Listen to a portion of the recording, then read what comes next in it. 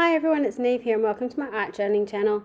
Today we're going to be making a page for the ScrapFX design team using some of their new release for May, which is all the Michelle Logan home range. So I'm starting on my Dina Wakley journal. I've just gessoed both pages, so I'm actually working on a cotton rag page and a canvas page, which is why you can see it's shrunk in a little bit. And I'm starting off by putting down some collage elements. So these are the collage tissues from rice paper, from ScrapFX, which I've just torn into bits. So this one is just random typed text, but it just gives a nice linear pattern in the background.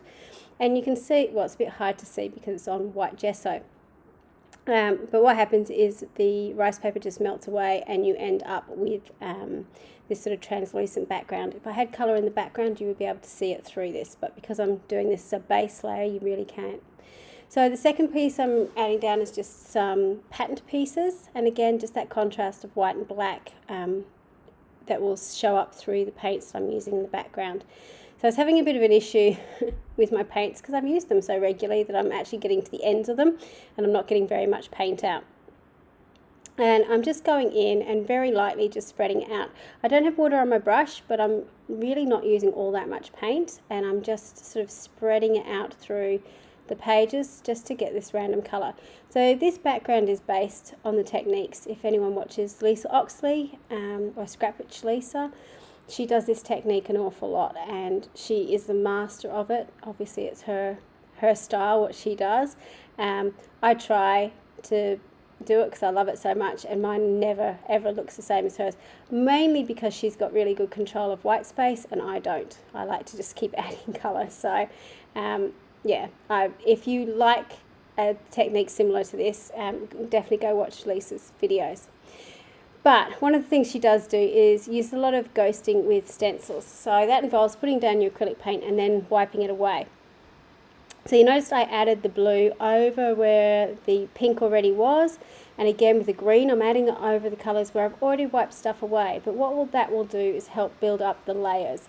So the green will peep, the blue will peep through the green, and so on. So you'll see that happening in this next stencil. I was using a smaller stencil, but for this I find, just for me personally, if I put a bigger stencil on the page, it helps to work a little bit better.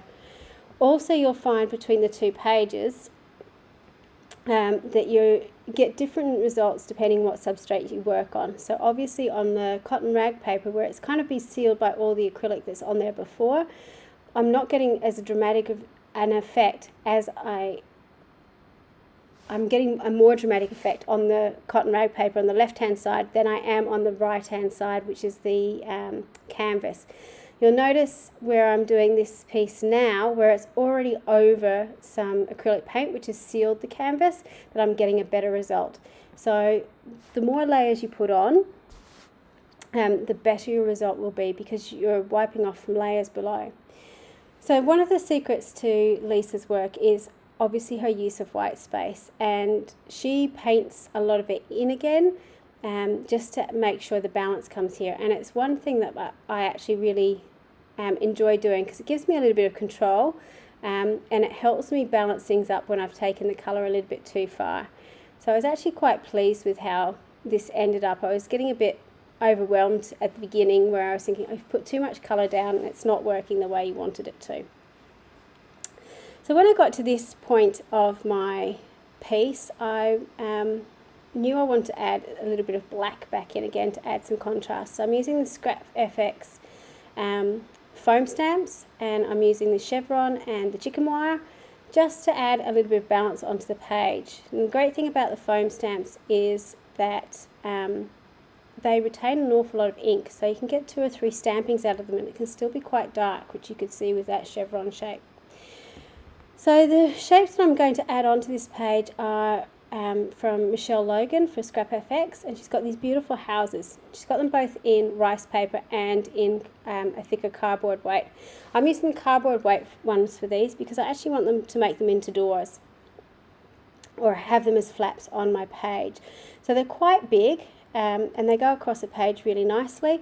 So I'm just laying out how I sort of want them to sit, and I could have just glued them down like that and I would have been quite happy, but I just wanted to do a little bit more to them. I'm making lots of peekaboo pages at the moment, or interactive pages in my art journal, so I was kind of on that roll. I'm going in and working out how I want the pages to flap. So I'm going in with some washi tape. Again, I'm sort of taking my lead from the black and white washi that's on the houses, or design element, sort of looks like it's washi on the element, or on the houses, and I'm gluing them down. I'm also, because I do have a little bit of triangular bit sticking out at the edge, just gluing that down. That will help anchor the piece to the page. The long thin house I'm actually just gluing down entirely. I'm not opening it up. Before I glued anything down, however, I did decide that I was going to actually cut the doors open as well. Now, you don't have to do that. I didn't, while I cut them open, I really liked the idea of them being able to open as well. I didn't necessarily plan the pictures I was going to put behind it so you could see them through the door. So you might like to think about that, or how you sort of arrange things as you go along. The great thing about these sheets is they do come with little quotes as well. So I've just cut out both quotes and I've actually just stuck them onto the back of the house. I was going to journal into this, but it was getting late at night and I was tired and I wanted to go to bed. So I still might go back and journal about those quotes and how they made me feel in relation to my family, but I haven't quite got there yet. So I do go back to my journal pages afterwards and sort of add to them, especially when I think they're finished, and then I go back a few days later and go, no, they weren't really finished. So I just measured out the width of the house and trimmed down my picture to that size. So the houses are slightly different sizes, and just make sure you trim them down the way you want them to. You could just leave the full picture behind it. I decided I just wanted to cut round them, so you've sort of got the people sitting inside there and you could still see the background. So I've got a picture of our family and my two daughters, and I'm just putting a little bit of washi onto the houses themselves to act as little flaps. For the last house, I couldn't really decide what I wanted to put in. I found this little picture of my oldest daughter, so I thought I'd put her in. She's on the beach pointing at something, so I thought that might fit out. In retrospect, I wish I'd maybe thought about this a little bit more before gluing something down. I like to finish things as I go, and sometimes just having that little bit of thought behind them and actually taking a little bit of time and care would work. The reason I was fiddling around with it a little bit was the photo itself, when it was trimmed out, was actually small enough that you could just look at it through the door.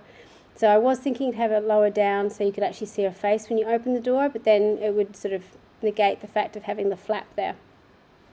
The other small house on the other side, I decided to just glue that down in its entirety too, and that helps act as a little bit of a hinge for the page as well. So I decided to balance up the page. I wanted to have a quote about home.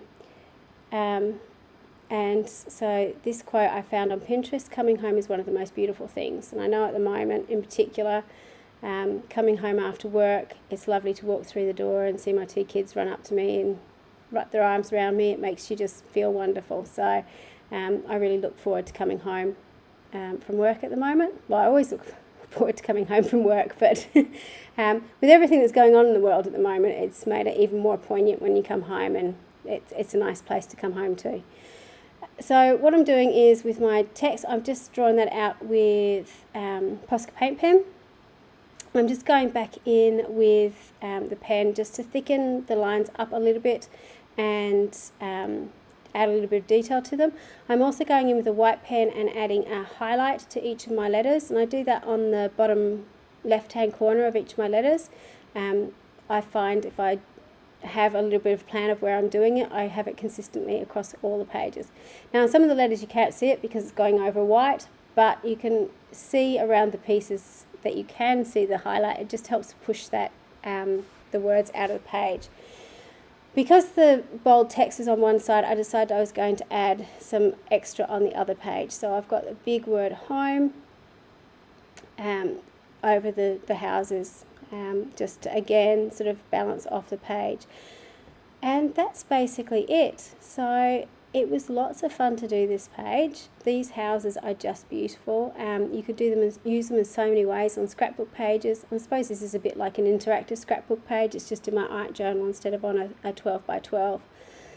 They would be fabulous as a card front, so you could certainly be very inventive and come up with something as a card front as well. Even doing a background like I've done the background and putting it onto card. So this is a close-up. You can see how it's been hinged using the washi tape to open the flaps. And again, you could just have the doors open and have something behind the doors. You don't need to flap the entire piece. It could just be the doors opening or the windows opening. So you could use your imagination on how you hide things behind these little things. You could even cut out the circle or the hearts and have something different behind each of those, and then use the bits that you've cut out as ephemera on another page. So I hope you enjoyed this. All the links to the blog post and the products will be below in the description. Thank you so much for watching. Until next time, bye for now.